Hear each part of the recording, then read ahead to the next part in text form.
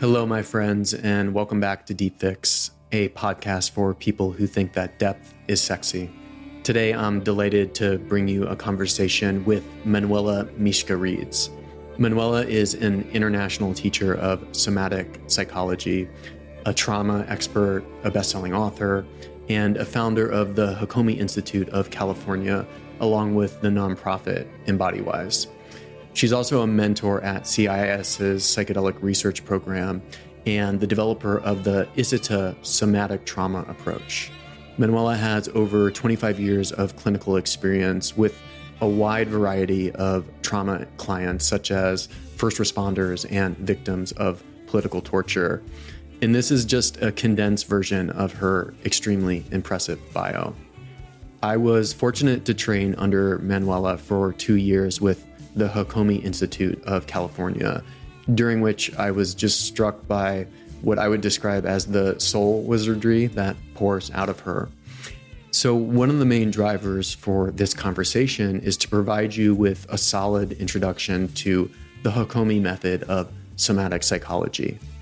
Hakomi is rather well known in certain psychotherapeutic and psychedelic circles. It was instrumental in the creation of many other somatic and healing modalities, some of which you've probably heard of.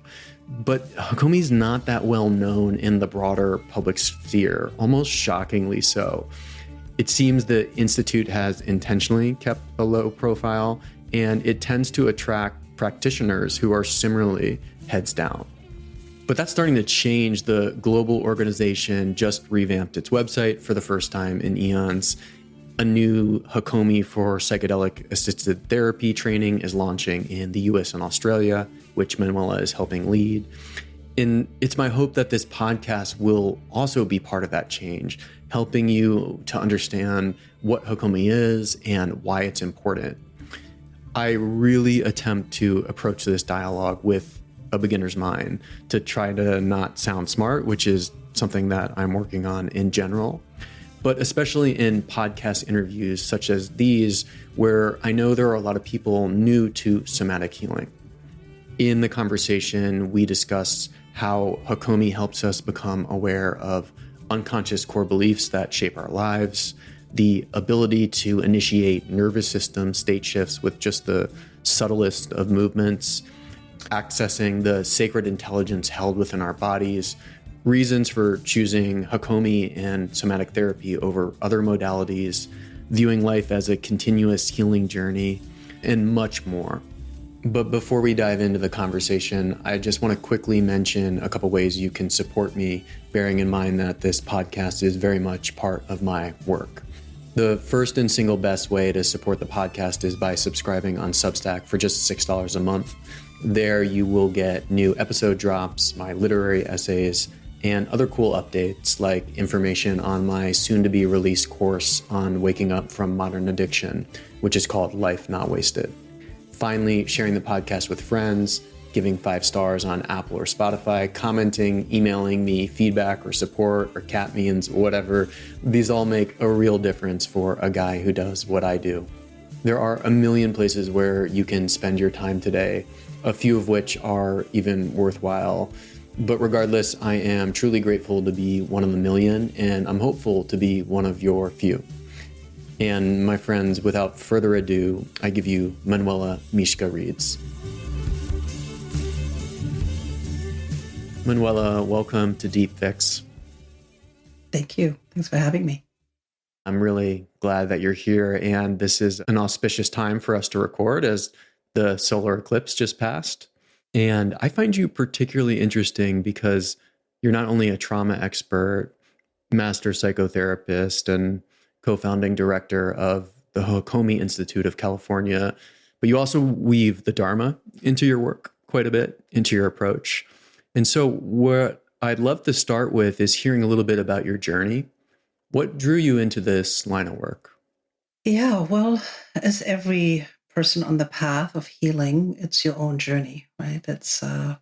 I grew up in Germany, being half Spanish, half German. And with that history of that country and growing up with the post-war consciousness, it made me very aware of the trauma that was in the field of my own culture and my own family.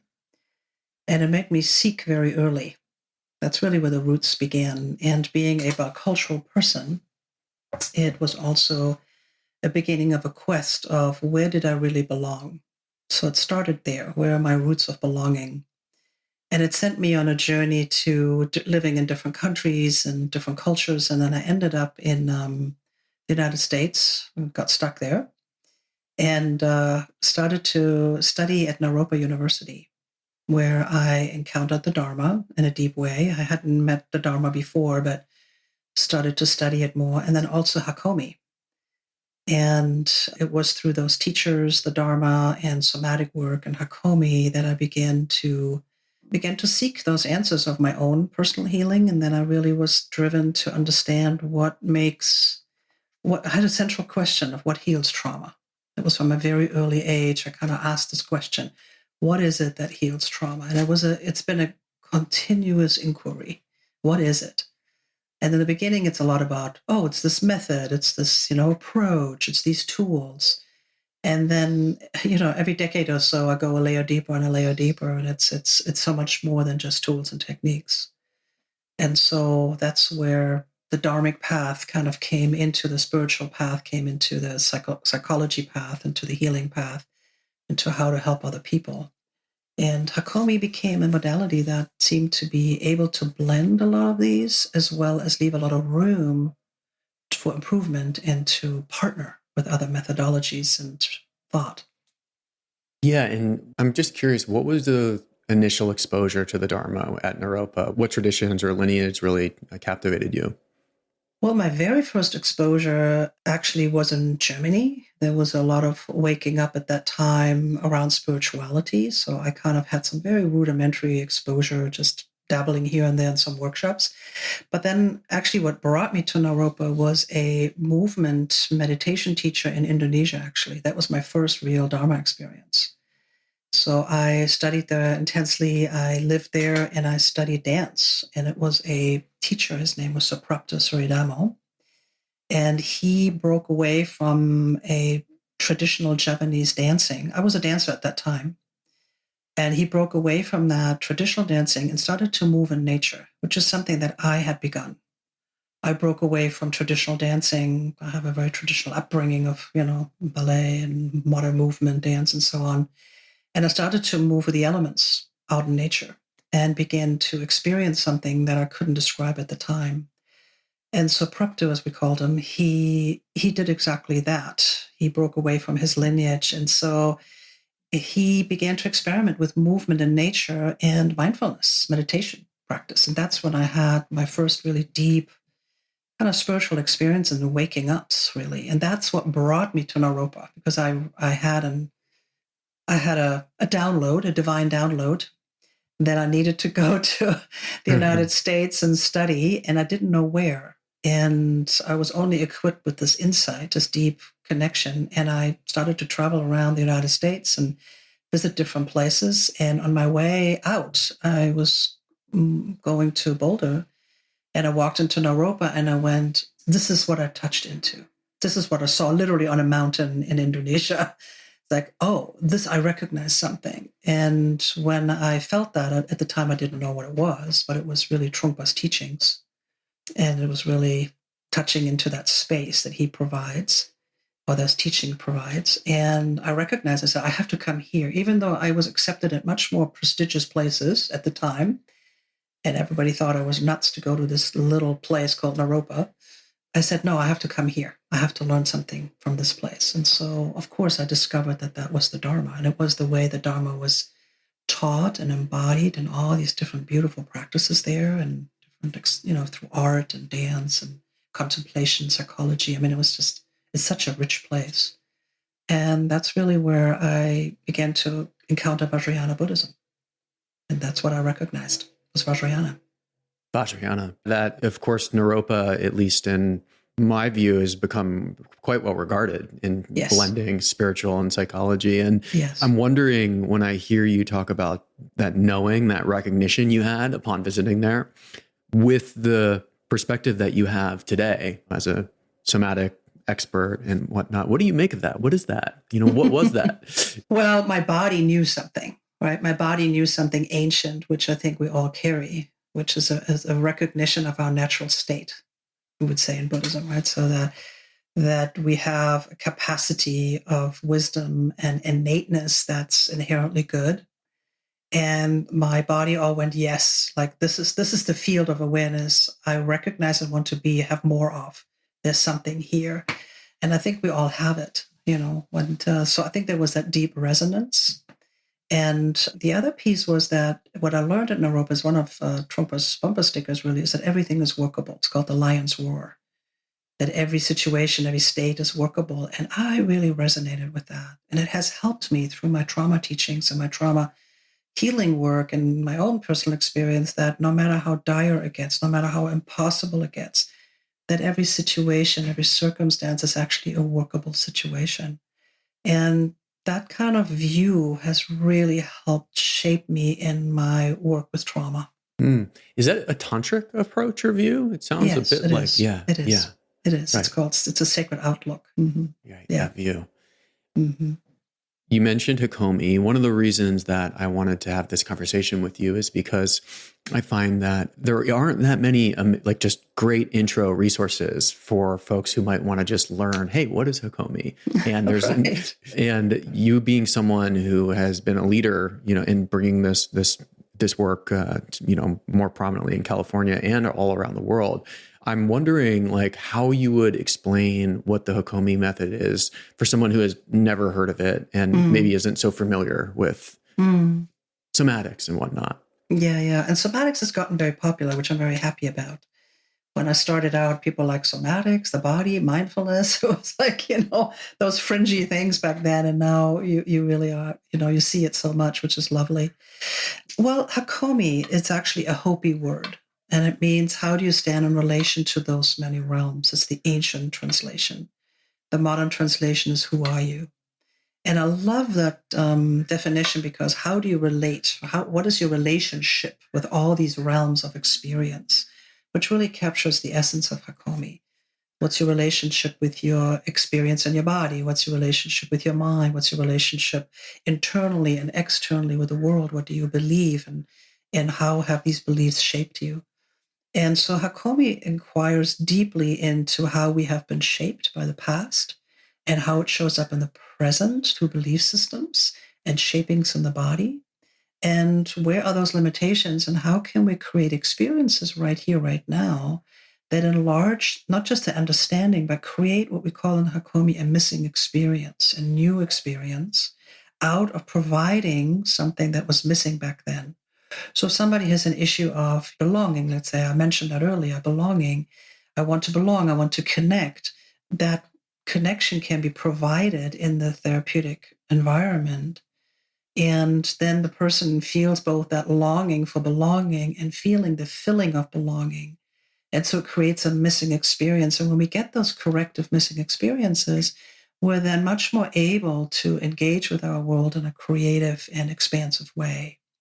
So Hakomi really looks at the whole arc of how a human processes. It's a very organic process. We call it the unfolding process.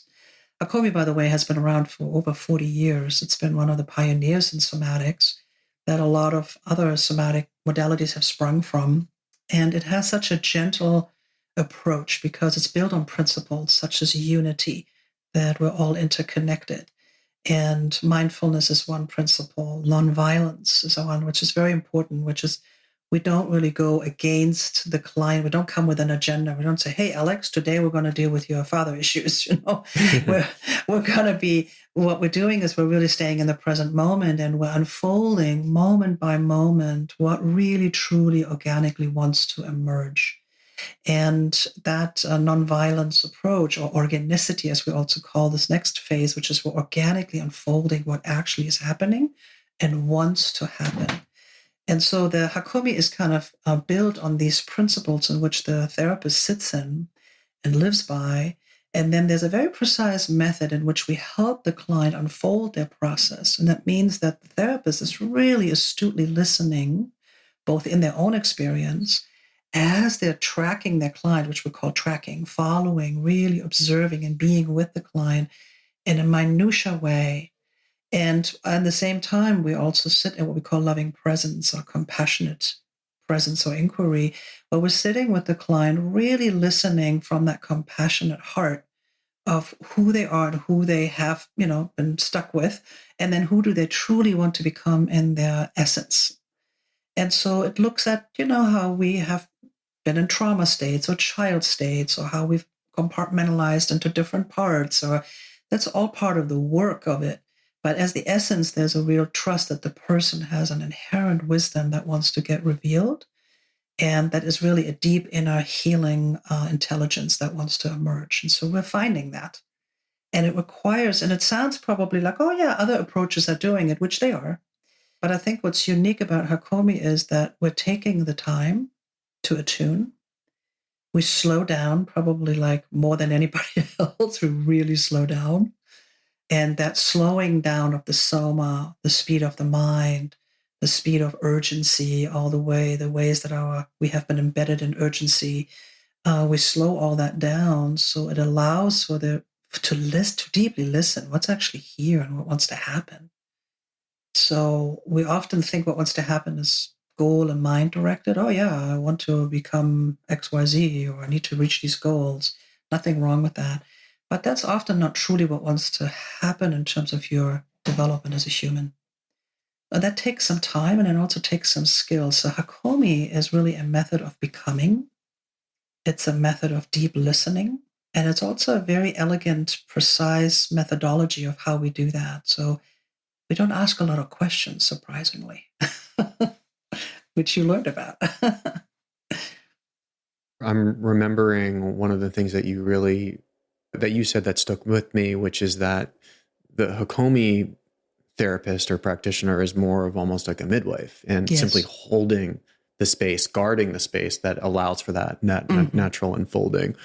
And something you mentioned about tracking, and of course, this tracking is so key to the method. Mm-hmm. I was also enormously struck by how, even when you met me, you probably don't remember this is in one practice session, but there was something that just from studying perhaps my minute facial details or just taking in my way of being, where you were just able to go, oh, this is what you have going on. This is the core belief. And that's something that where you can really notice a difference between Hakomi practitioners and the folks who are real experts at this, how they can almost like immediately identify so quickly. And I'm curious, how does that develop, right? Like, how is it that develops over time? And is that right? Yeah. That you meet someone and you just know, hey, this is the core belief? Well, you can. And then there's also that piece of humility where even if you have an educated hunch of a core belief, you still partner with the person if that's correct for them.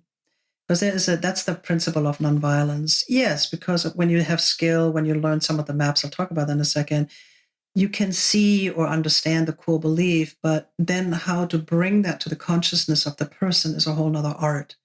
Because it can feel very aggressive, like that's your core belief, It can feel very naked, right, and exposed. So the delivery of when you see something that's just outside of the awareness of the person, how you bring that with the loving presence, with that compassionate inquiry, is really important. Because nobody likes to be told who they are, what they're supposed to be doing. We want to be in that midwifing process of like, here is something, I'm noticing this, right? And even if I'm pretty sure, I still pose it as an inquiry. So the client goes, yeah. And their consciousness is literally just stretching into this new awareness, and then it becomes theirs. So my bringing it to them is almost under the radar, which is really the art. So it feels and begins to become their experience. And that's the most elegant application of Hakomi. So we're kind of masterful of opening up these experiences, pointing things out just outside of the awareness of the client. And then they go, oh, and then it's like, oh, I discovered this. Because when you discover something, you will never forget it. If I tell you something, you go like one in, one out, right? It's like, Right. Once, nice information. But we don't need information. We need new experience, because experience is what changes our neuroplasticity. It's also what we remember and what inspires us to go forward. to take action or initiate new changes, right? So we want the person to discover, go like, wow, I just felt this. I own this. So that's what we're aiming for. We're aiming for this, like almost being under the radar of opening up experience so it becomes the client's. And yes, tracking, how does that happen? We teach maps. We teach maps of developmental psychology. We teach maps of somatic embodiment of what, when a person holds this posture or the eye movement or, tone of voice or rhythm of relationship, how they're hunching their shoulders, how they're making a quick glance, right? There is a lot of tracking of those minutiae expression of the human experience. And then it mixes with the very open receptivity of the therapist. So I'm not coming like, I know what this is. I'm going, I'm noticing this indicator. I'm noticing this indicator. I'm noticing this indicator. How interesting. And I might point it out to you and you go like, yeah, there's a feeling with that. And then I might point out that. And then suddenly a whole gestalt, a picture begins to emerge. And then I might have an educated guess informed by some of the developmental milestones, something about human experience of how we process and so on, that I then can make and, saying like, I think that there's a core belief here and it sounds like that. And I will offer it to you as the client as an invitation. And then you're going to go, exactly. Or like, not quite. And then we'll refine it again. So it's a very collaborative approach. And even if I know exactly what the core belief is, and I see it 100%, I sometimes have to wait a long time to bring it to the client because they're not receptive and they can't hear it yet. And then what's the use?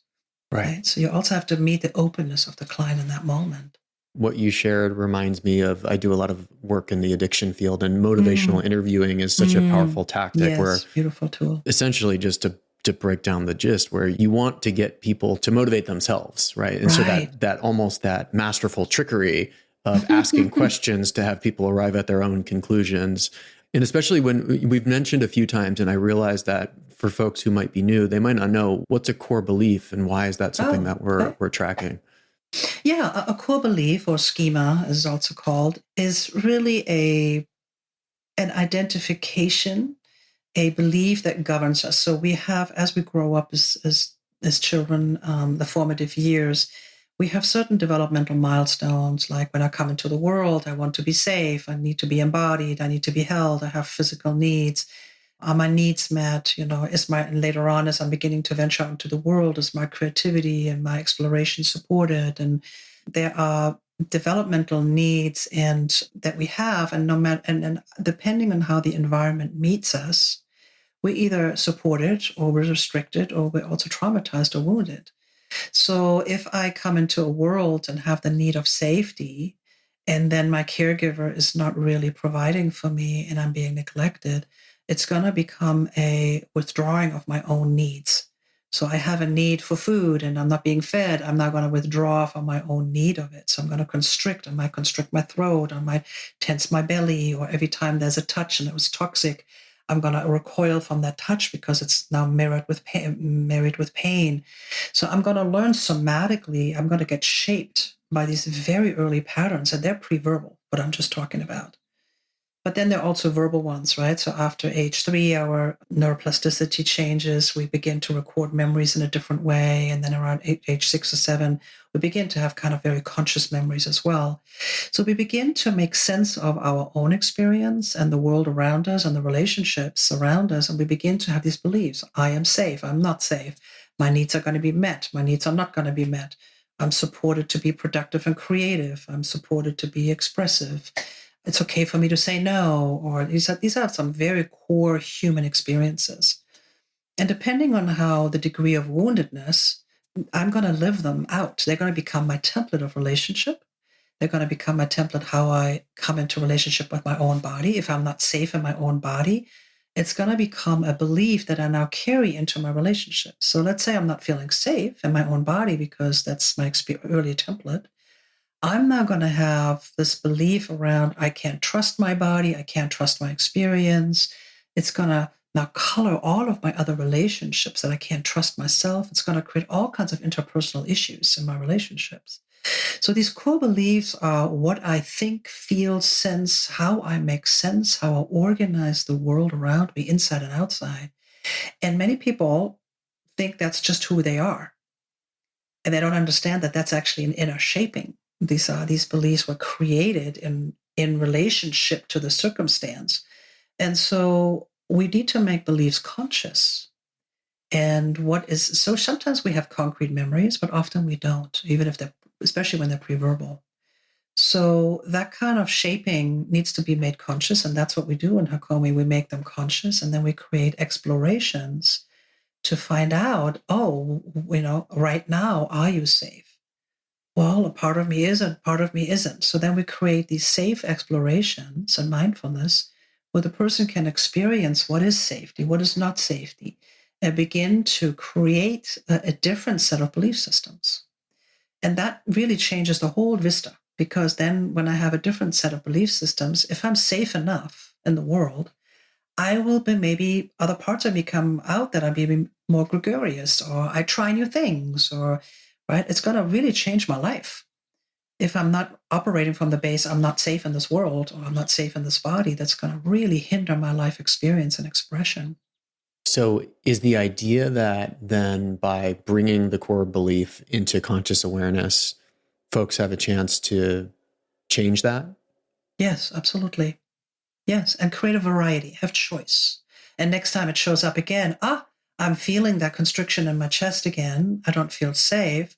But now I have learned some techniques, right? Now I recognize it, and now I have a choice. I can leave the room. I can evaluate the situation maybe more objectively. These are actually really nice people. I don't have to run out of the room right now. Right. There's actually no threat here, but I'm feeling the threat from the past. It's an imprint. It's a shaping in my soma, but it's actually not happening. And now I can have a corrective experience because these people are really sweet. They're very kind. I can feel the flutter. I can be with the flutter and the constriction. And look at that. I'm having a completely new experience. I'm being accepted. These people welcome me into this community. I have a place here. That changes your life, right? Right. I think public speaking is the example that comes to mind, right, with that, right? Where it's like just the more exposure you get to it, the more that it's actually these people haven't screamed me out of the room and it's okay. Right. Yeah, it's practice, but it's also learning how to recognize your own somatic experience around it. Like, so rather than like, here's a constriction, I have to go away from it, to go like, oh, here it is, and I can now be with it. I have now a somatic bandwidth that I have developed, right? And I can be with it in the situation of the quote trigger, which is wonderful. Right. And that's perfect, because that's exactly where I wanted to go next, which is, why might one want to explore this somatically with Hakomi rather than just a traditional talk therapy or psychoanalysis? Like, what's the real benefit of going in that from this angle? Well, I think I'm very much a supporter of all healing modalities, I have to say. I think everything at the right time. And so talk therapy can be incredibly helpful. It's often a great tool to begin therapy, to even talk to somebody, build a rapport, all of that. Somatic therapy takes you into a much deeper layer of an interior experience that you often can't make sense of yet. So it can be also a little bit unnerving for some people, when they're asked to, like, what are you actually sensing and feeling in your body? A lot of clients, when they first come into it, they go like, I don't know. Nobody, first of all, asked me this. And secondly, I don't even know what I'm feeling because I've been so avoiding or numbing or, traumatized that I didn't even know how to do that. So there's a fair amount of psychoeducation, somatic education for people who haven't had any of those experiences to even recognize, what is this, right? And that's, I think, where Hakomi is so gentle. It's like, yeah, let's try that out. Let's just do one a little bit. Let me help you with that. And I think that scaffolding and holding people's hands is really important, rather than like, what are you feeling in your body? They can feel actually quite too much, aggressive almost, right? And so I think it begins to also somatic work in general goes to the terrain of the unspoken, to the nonverbal, to the undigested, to the non-metabolized, and to the mystery, all of it. Because when we go into, and we all have experiences, if you end up in a somatic therapy office or not, but we all have had unspoken experiences of awe, for example, or wonder. That's a somatic experience. You're sitting at a beautiful mountain vista or beautiful beach vista, and you're just going like, oh, I'm filled with something. And then you grapple for meaning words, right? We're meaning-making creatures. We always want to put labels on it, right? It reminds me of this, or it feels like that. But if you really come down to it, that moment of awe and wonder, or openness, or expanse is a deeply somatic experience. It's a warmth, it's a billowing, it's a tearing up. It's all kinds of sensations moving through the body. And so we are actually sensing creatures. And then we make meaning out of that. And we create a story out of that and a belief system out of that. And so when you're coming back to somatics, it's a very direct experience without a lot of the meaning making, which is quite wonderful. So we're coming back to an origin of experience that both is expansive and freeing, and also then tells us where we've held on or what we haven't processed yet. And that's very important with trauma. So I sit at a beautiful beach and I'm like, all I can feel is miserable. And I feel how tight I am. And here I'm in this beautiful environment and I can't even take it in, right? Like, what's happening there, right? I can feel, and I'm still stuck what happened to me 20 years ago. That's also a somatic experience. Right. Yeah. And you in particular have a unique interpretation and offering around trauma and somatics. And I would love for you to talk a little bit about that. Well, because of my experience with Hakomi as my foundation, and then I studied with Peter Levine the early years too, and was very influenced by his work and other bodies of work. And then really through the populations that I started to work with, I was at my early years very attracted to extreme trauma, political torture, and first responders, and veterans, and sexual assault, and I mean, very intense kind of traumas, head traumas, and so on. And I was, again, interested in like, what heals trauma? How do people come back from experiences like that of great horror? And I began to understand that it was something about the unspoken language in the body that's also movement. I think when I'm influenced by all these, I stand on the shoulders of many other people before me. And I really want to acknowledge that, from many traditions and lineages. And I think what I brought together was a very fateful meeting with Emily Conrad and Susan Harper from Continuum. And I began to very deeply study that, and I began to teach that body of work. And Continuum really works with underneath the story into the sensate moving body, and deliberately wants to step out of the habitual holding in the body. And so I began to experiment with continuum movements, micro movements, and my clients who were in frozen states. Their bodies were frozen, their emotions were frozen, their relationally were frozen, they were very stuck in their bodies. And I began to experiment with breath and movement on a very, very micro level to begin to initiate what I call the innate somatic intelligence within. And so I discovered that even underneath the most traumatized body was an intelligence that could be ignited through breath and movement. And it had to be maybe so small, so subtle, so under the radar almost, sometimes me doing it, that the body itself recognized, we can even say like a frequency or a kind of a knowing. And then you saw a breath. You saw a parasympathetic rest and digest breath, right? Suddenly there was like an opening, a somatic opening, and the person goes, oh, it's so nice to be in your office, right? That's the meaning that they made. But what actually happened is they went to a state shift.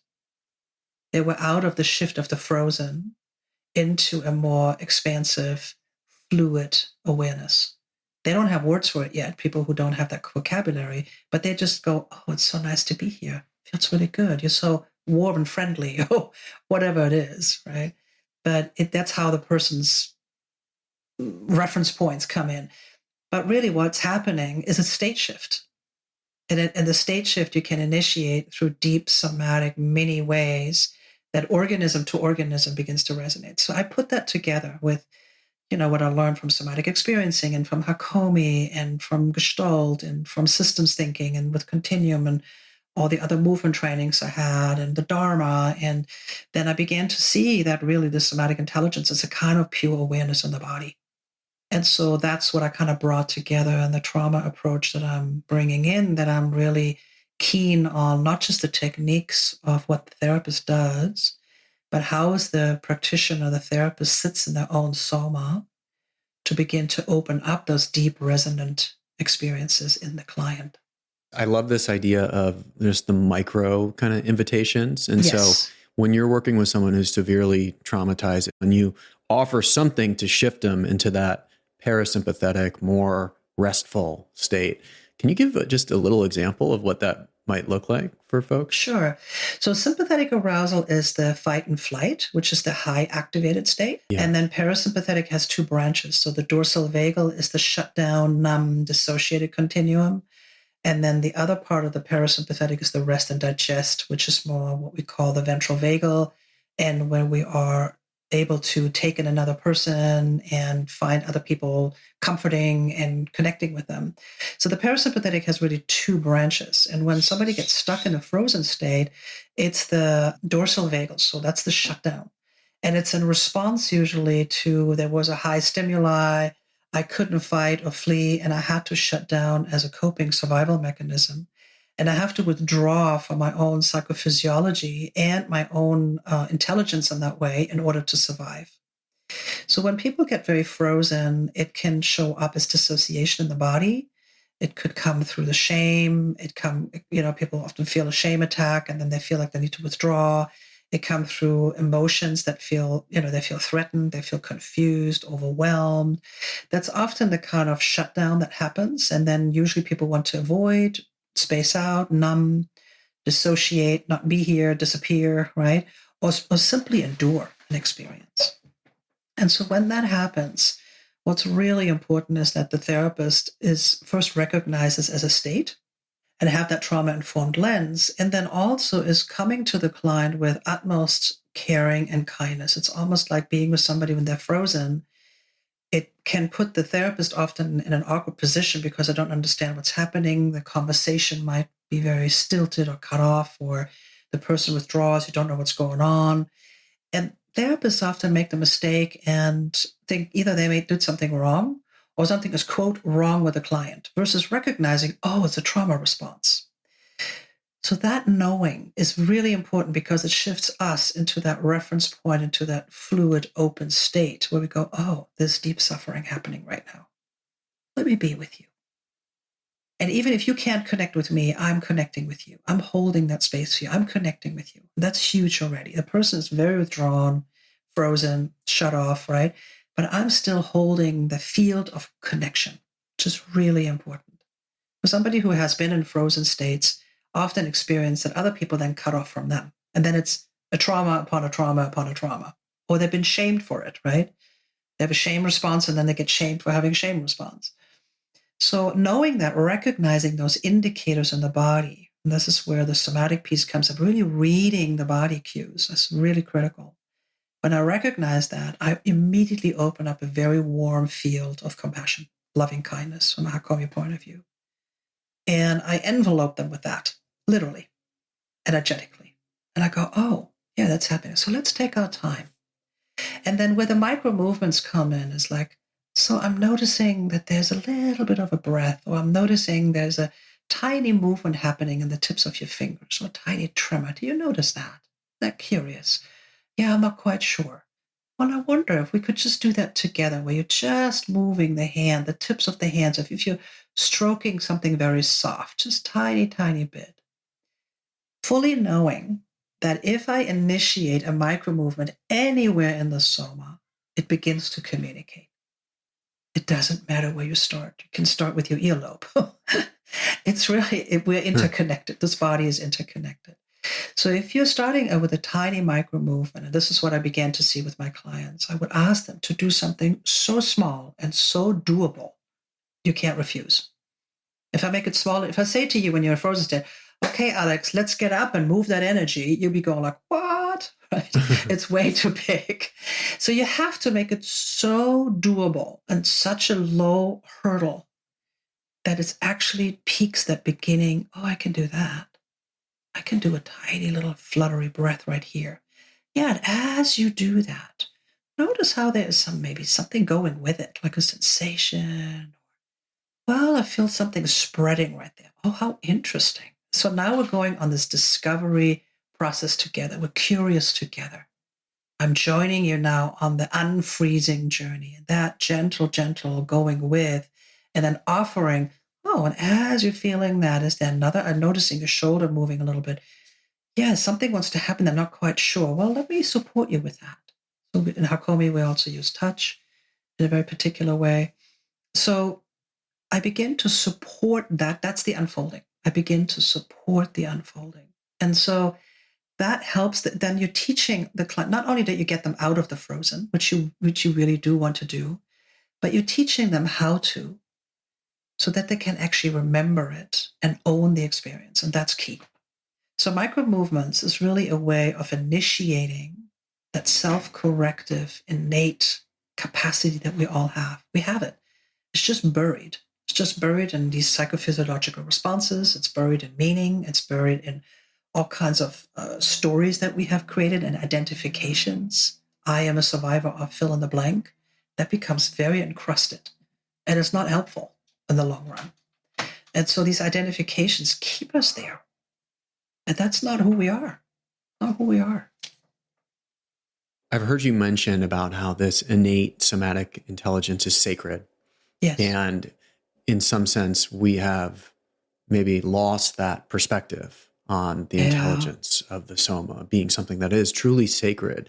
You've also described it earlier in our conversation as ancient. And one of the things that I love most about Hakomi is this fundamental philosophy and orientation that there is this life-directed, self-positive intelligence within all of us, meaning that there's a corrective healing current within us if we can simply access it. Yes, current. Yeah, I like that.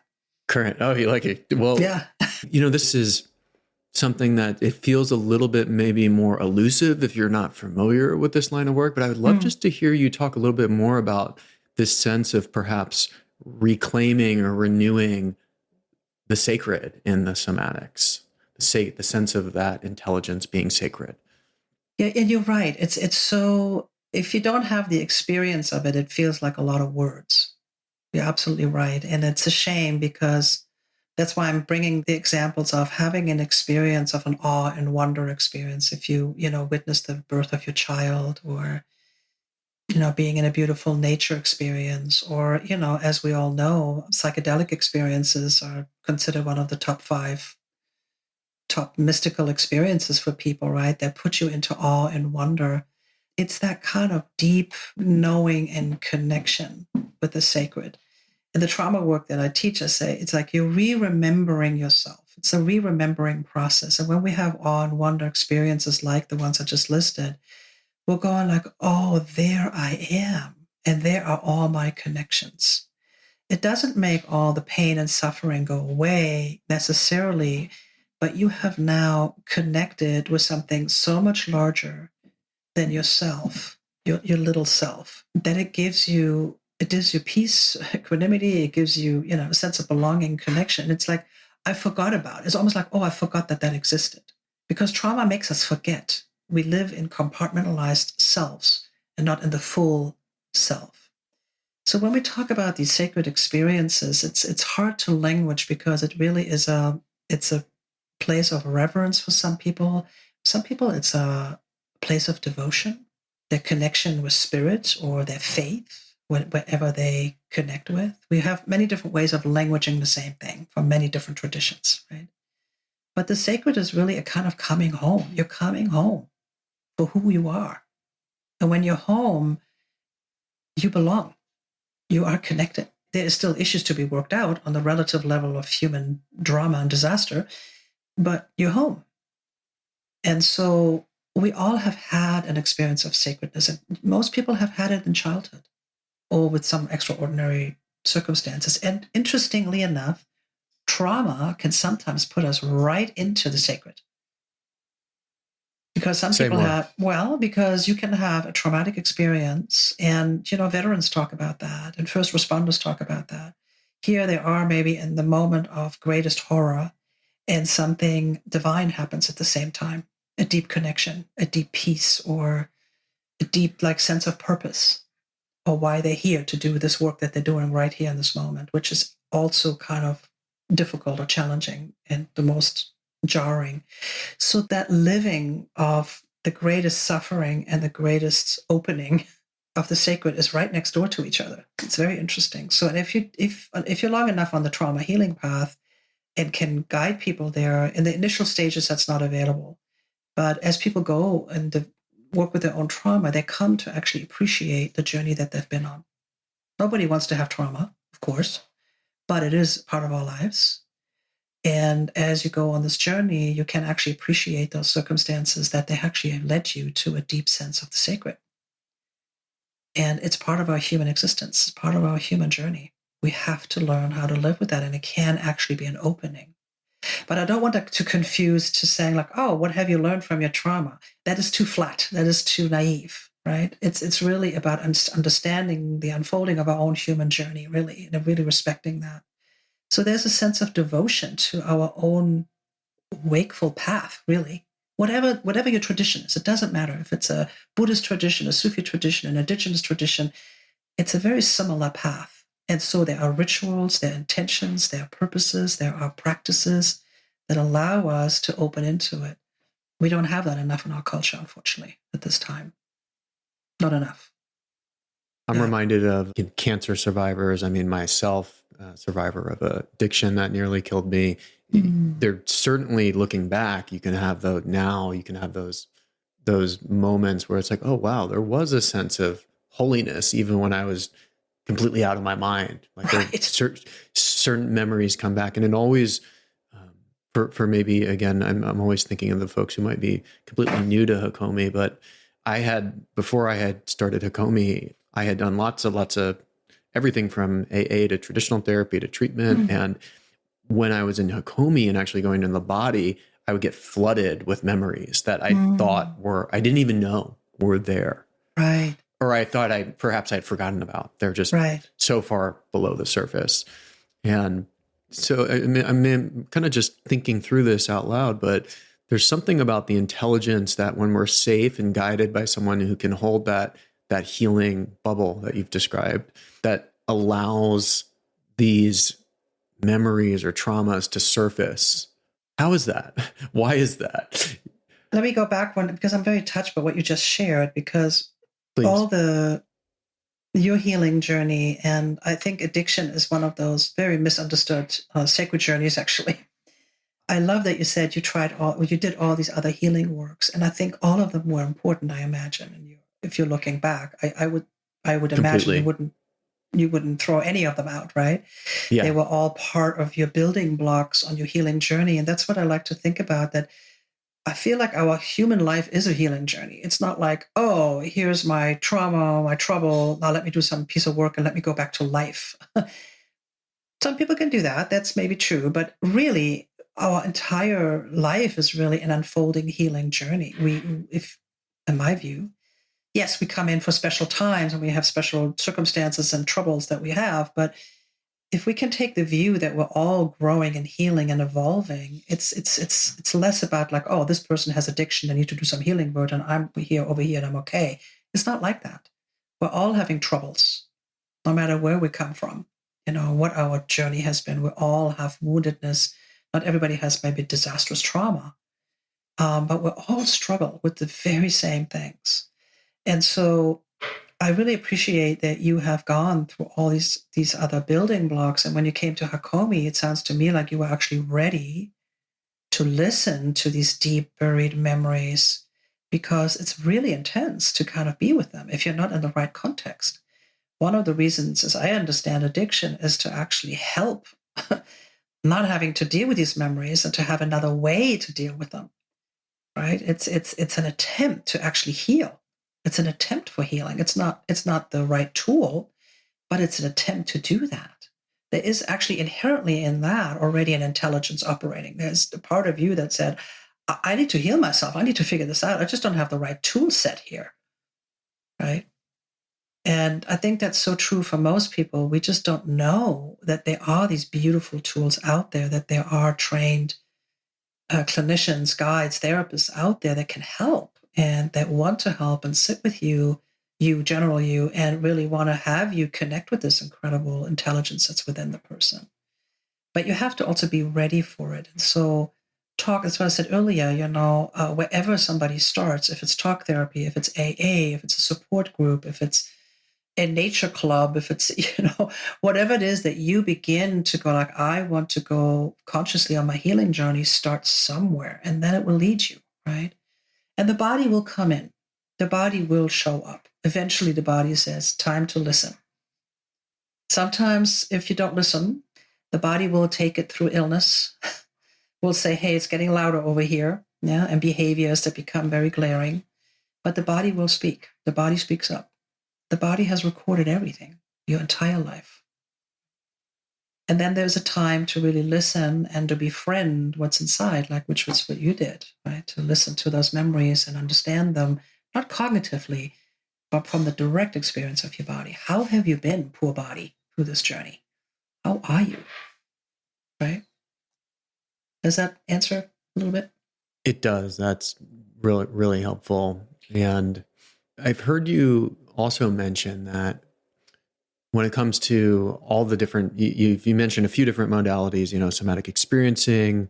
Of course, Hakomi, for those who don't know, also has a lot of parts work embedded within it, related to internal family systems. And, and those two modalities were almost, it sounds like, developed in tandem. And what I've heard you mention is that in all these trainings that we do, we're not paying enough attention to the making of the somatic therapist. Yes. What do you mean by that? Well, I think that there's often a focus on, and this is what I do in my trauma training. I because of my own experience as a trauma therapist and having to basically put it together with all these wonderful teachers, but they didn't really teach me how to be in what I call the therapist seat. They didn't teach it. Actually, the Dharma and Continuum taught me more about that. They didn't teach me. And what is Continuum? Continuum is a movement, body of movement that works with the intrinsic movement. So Susan Harper and other Continuum teachers from Continuum Montage teach this body of work. And it's really about a intrinsic movement, like working with very subtle movements and breaths and sounds to create a different internal experience. So it's not so much psychotherapy work. It's really very purely movement work. But it's super helpful for trauma because it's so subtle and so internal. It speaks to a lot of people that way. But the making of a therapist is actually, I think, a little bit under-resourced in our training. When I was a graduate student, I wasn't taught that. I was taught theories, and if I was lucky, a little bit of technique, And that's one of the reasons I went to Hakomi, because it taught me actually how to be a therapist, what to actually do. Because it's so concrete and so minutiae, and these are the tools. And it was very, very helpful. And IFS does that, and somatic experiencing does it. These are all wonderful tools. But what's not really put in is the development and the longevity of a therapist. I've been on this for 30 years. And that's a long time to hold processes for other people. And you go through a whole arc of development yourself as you're going on your whole human life.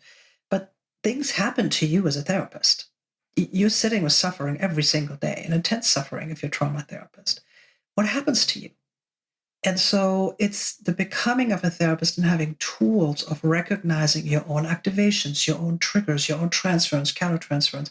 That's kind of well-known trodden path. We all know that. But I'm talking about a somatic intelligence. We don't nurture enough the somatic intelligence of the therapist. Do they go down on the floor after a session and restore and metabolize this intense session?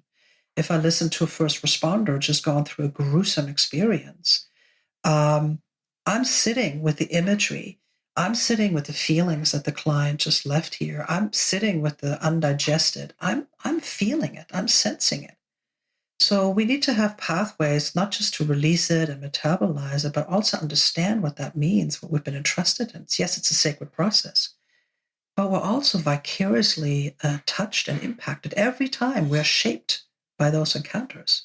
So I feel like in the training, we don't spend enough time. And in my training, I start every session, every class session with at least a half-hour floor work before I open my mouth and give a talk.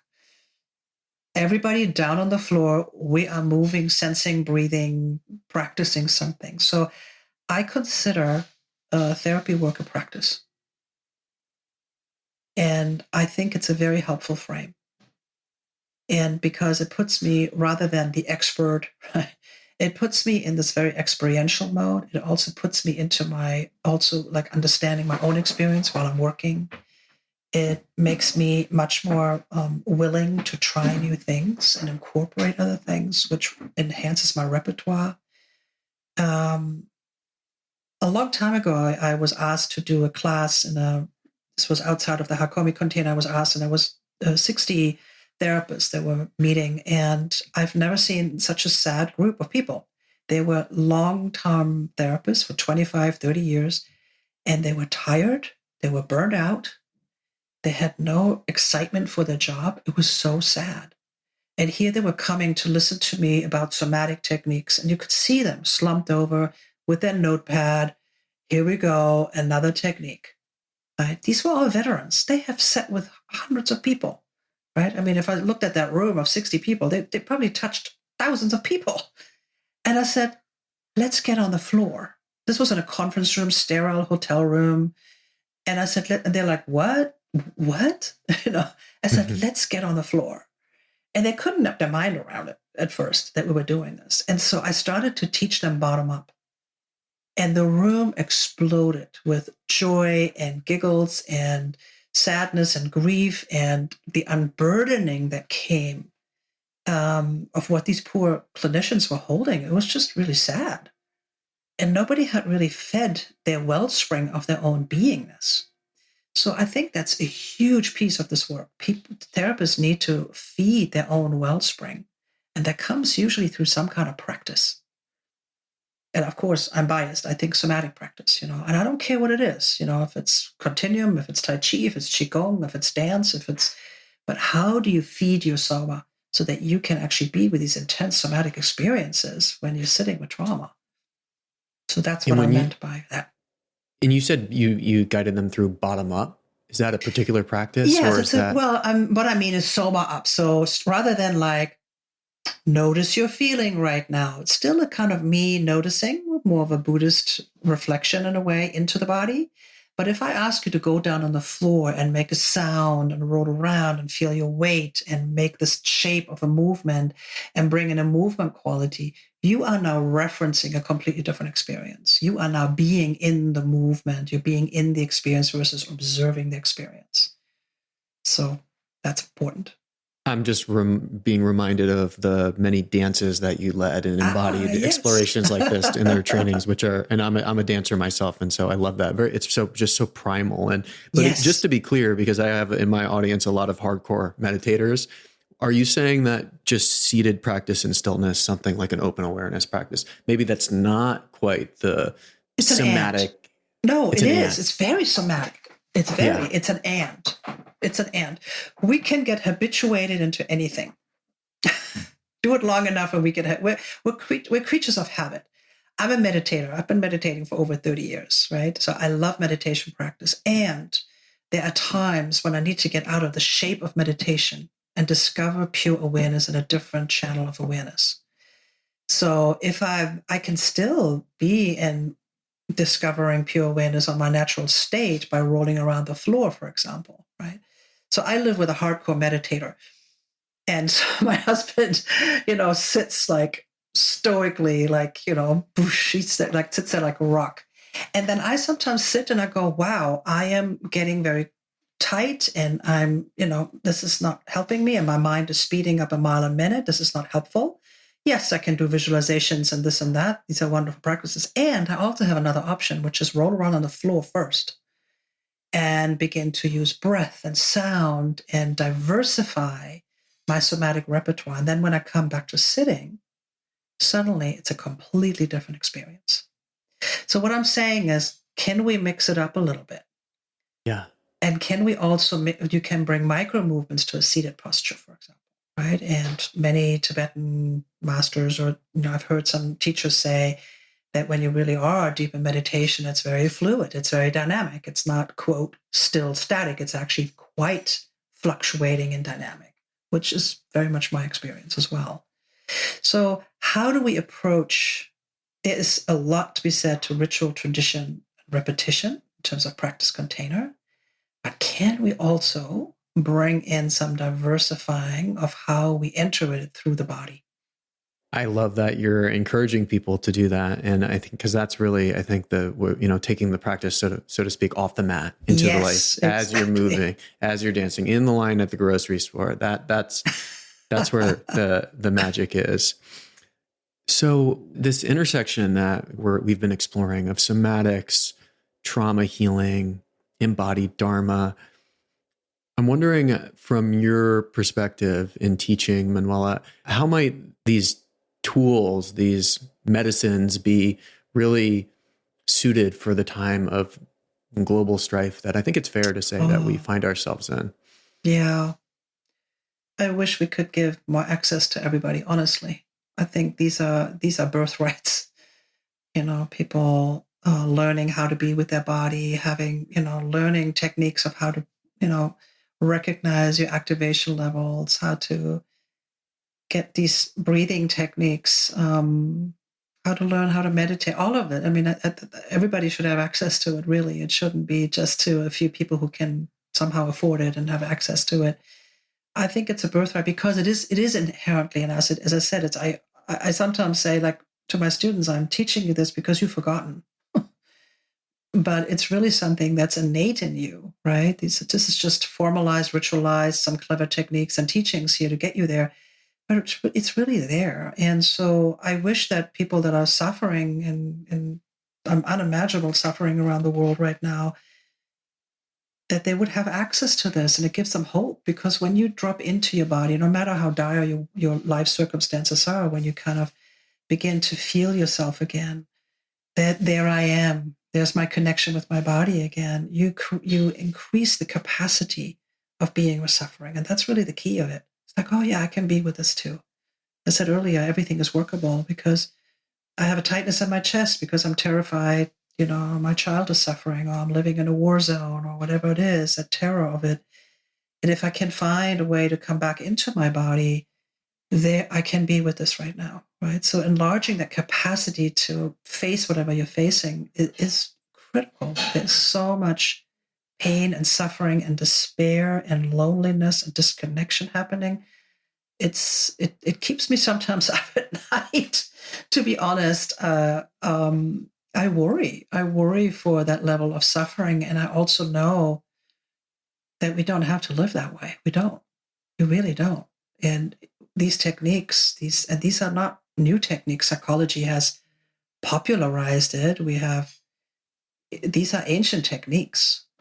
People have been breathing and moving and drumming and singing and connecting for eons, right? So it's ancient technology. It's primordial wisdom. So I wish we could touch more people. So I think it's very relevant. I think it's helpful because it sends the mess. When I feel a connection with my body, it's like, okay, I can deal with this. This is tough, but I can. In that, the flip side of all that suffering and what these tools can help one realize is just joy and space and capacity. Yes. And there's really so much. And I feel oftentimes, exactly. Laughter. Yeah. Yes. Silliness. Yes. The laughter transmission. We're part of our culture. We chronically over-index on everything that's wrong too. And I feel one of the things that these somatic tools allow is an opportunity to actually experience the positive, which is that natural state, tying it back to where we kind of started the conversation. Yeah, and that deep, what's really at the root of it is we want to connect. I mean, the epidemic of loneliness that we face here, especially in the United States, and young people too, they feel disconnected and lonely. And then we search in the wrong places, right? We search through social media that really is not a heartfelt, embodied connection that I seek, because everybody wants it. Everybody wants to be really connected with one another.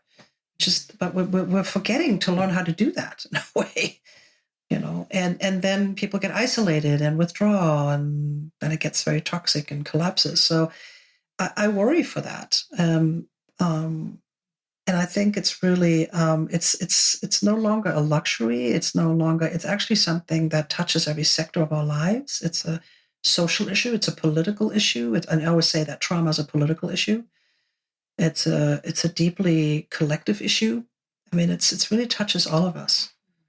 And we have to find ways to make, like what you're doing with your podcast, sharing it with people. People need to know about it. Right. And also we need to find ways to make it more accessible.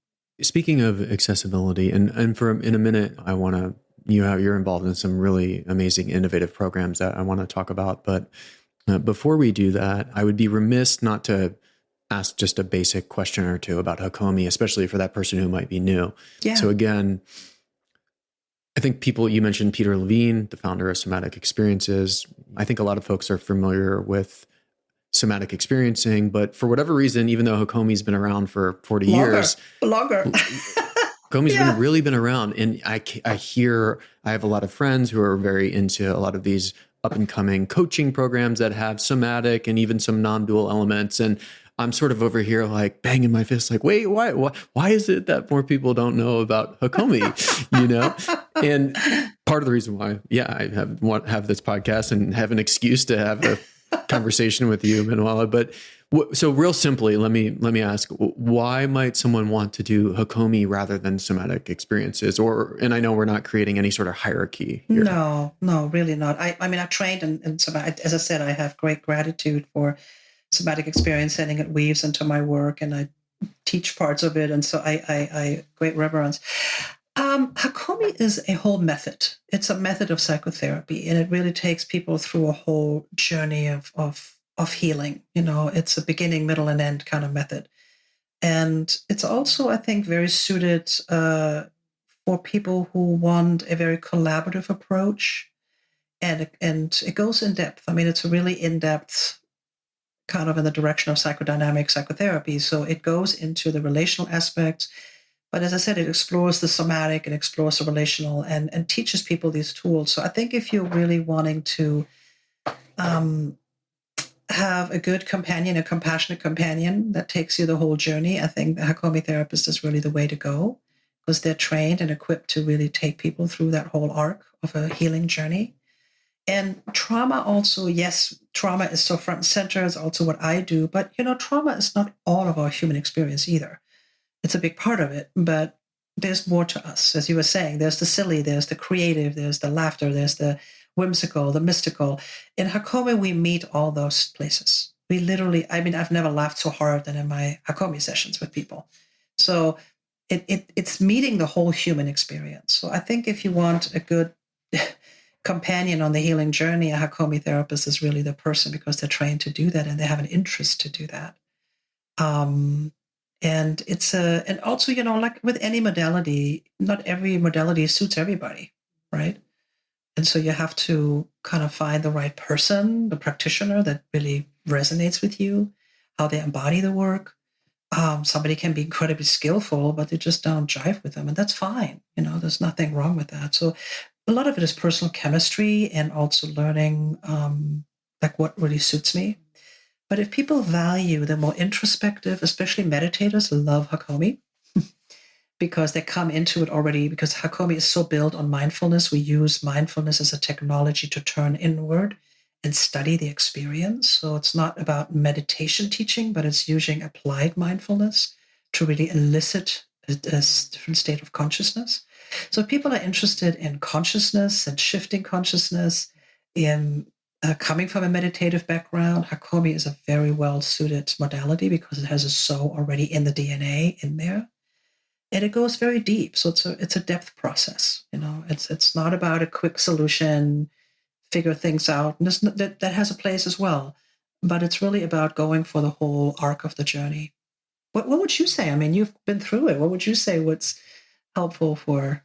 Thanks for asking. Well, I would say that I think Hakomi does such a phenomenal job of doing is training the practitioners to just be able to dynamically meet the unfolding needs of the client, and that kind of turn on a dime like approach. And so, for instance, in my work, I might work with a very head centric man who isn't have great access to the body, Right. and yet Hakomi still gives you the framework to really work with that, and just whether it's just the most basic tracking and contact skills, where I mean, it can sound almost, and you mentioned this earlier, right? Like how how do we train a therapist? And Hakomi will start with just day one, like here's how you sit in your seat in your back body. Here's how you kind of energetically channel love. Here's how, when you notice a frown, just be like, hey, is there sadness? Huh?